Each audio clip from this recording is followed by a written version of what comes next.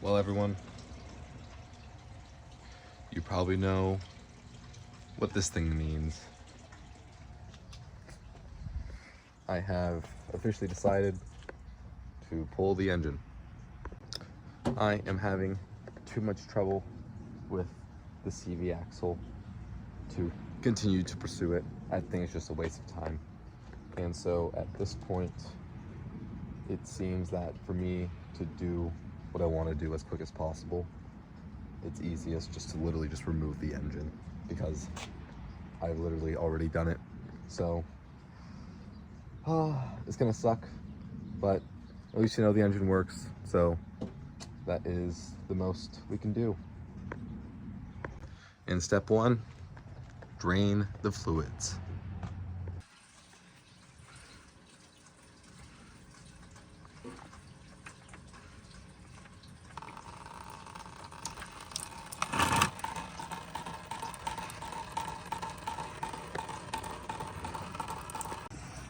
While that's draining, I'm gonna start removing the air box in those respective hoses. Air box removed, radiator drained, and now we're gonna remove the radiator. Radiator assembly completely removed. Next on the list would be relabeling and removing all the wires along with the airbox hoses.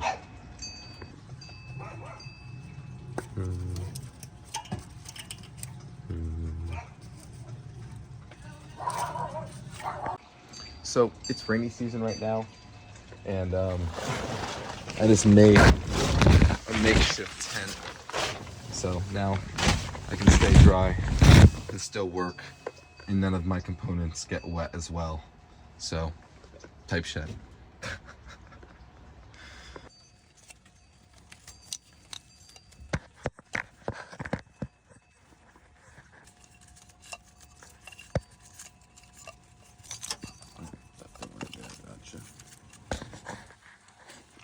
Quick little update.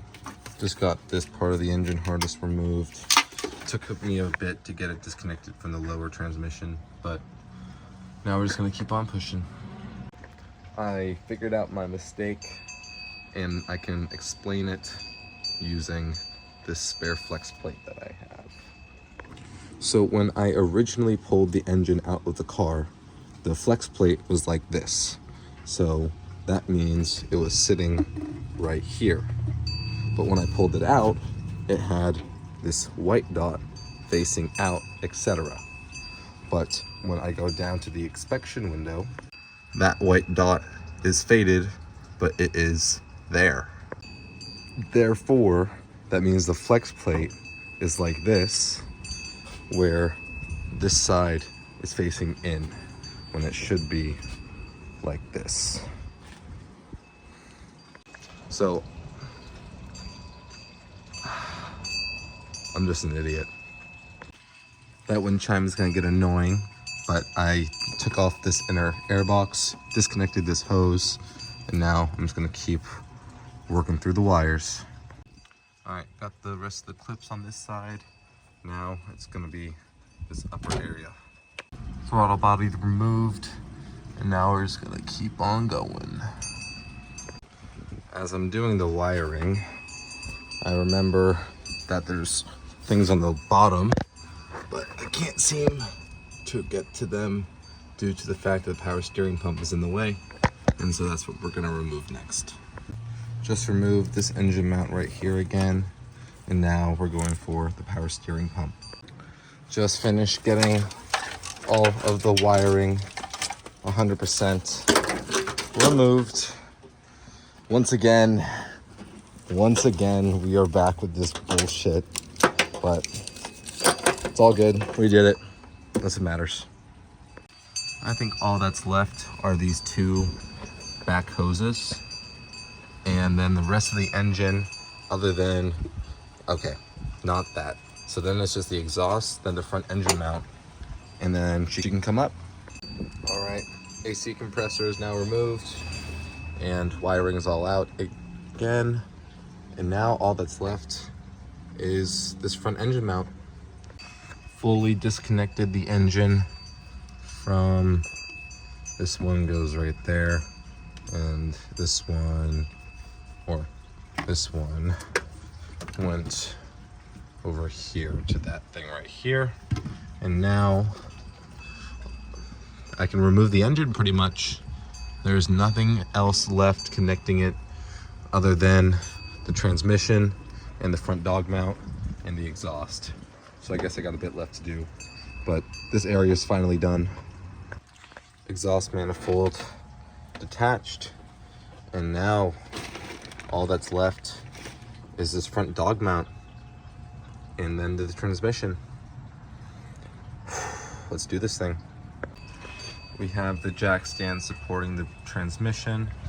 We have the engine hoist up, and now remove the front dog mount and the transmission. Front engine bracket is removed, and now all that's left is the bell housing. To give you guys a quick update, I cut my hand.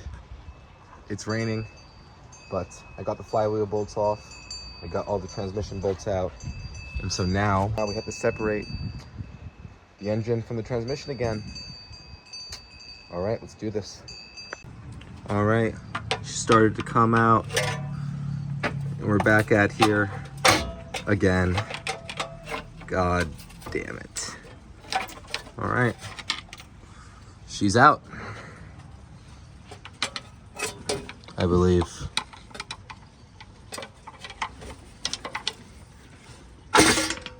Yep. All right, I will show you guys when I'm done. Well, everyone, I did it. I officially removed the engine in less than 4 hours. Nice. Yeah, and these are all loose coming out. Jesus Christ. Totally my mistake, I guess. Luckily, no damage. There were metal shavings and there's scoring. Well, you want me to flip the flex plate or do the different... I'm worried about the pressure plate from the transmission. What pressure plate? You mean the torque converter? I guess that's what it's called. Torque converter's fine. Looks fine. You saw those metal shavings. Yeah, but it wouldn't get into the internals or anything. No, but that damage, something got damaged. It would be the screws themselves. I'll examine it, but I don't see any surface damage. So, well, everyone,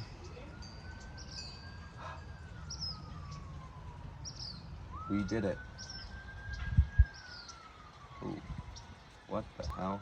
Anyways, I have removed the engine, and now I can grab the flex plate and flip it. Camry, oh Camry. Camry, oh Camry.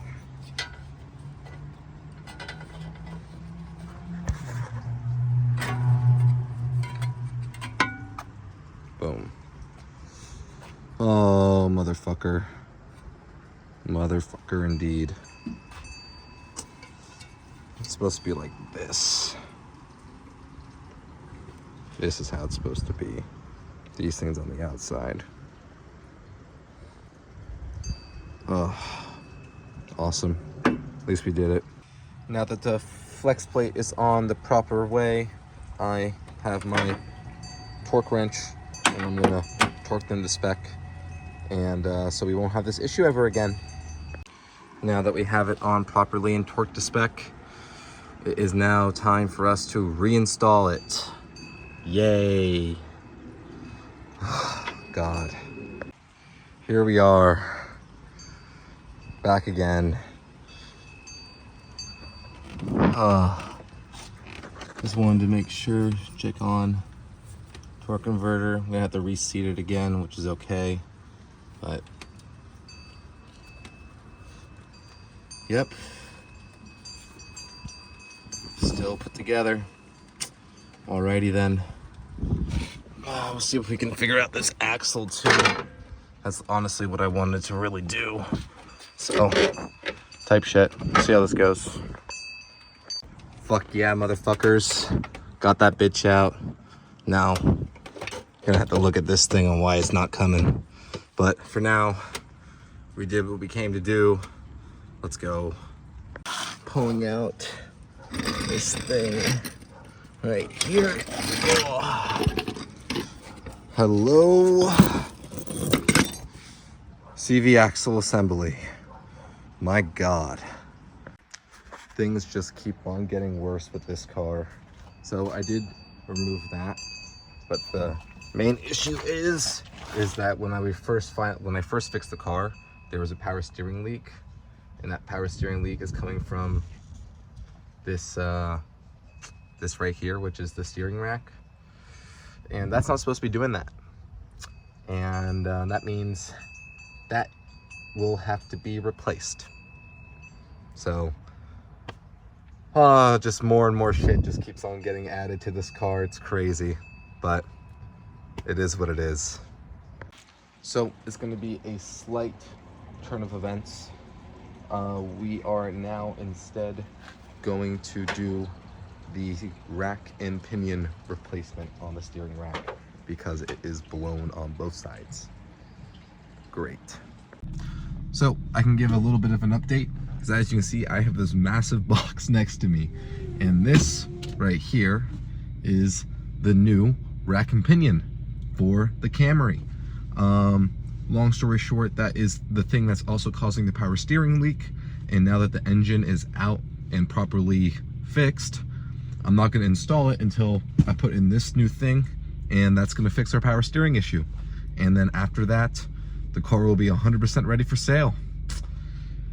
Very exciting indeed.